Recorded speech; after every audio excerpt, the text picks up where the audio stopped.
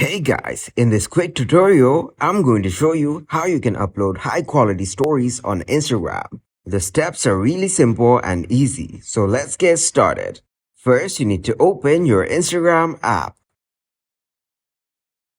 First, you need to open your phone settings. And after that, go to Wi-Fi. Make sure you're connected to a stable Wi-Fi. If your Wi-Fi network is not stable, then change your Wi-Fi. And after that, close your settings and go to your Play Store.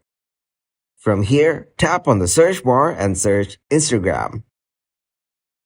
Now, tap on Instagram. From here, make sure to update your app. So tap on Update. If you don't have the latest version of the app, you might face glitches and bugs. So now just wait for the update to get completed. Once it's done, go back and then open your Instagram app.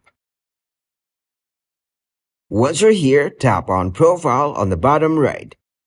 Then tap on Menu on the top right. Then tap on Settings and Privacy. After that, scroll down to the bottom. From here, you need to tap on Data Usage and Media Quality.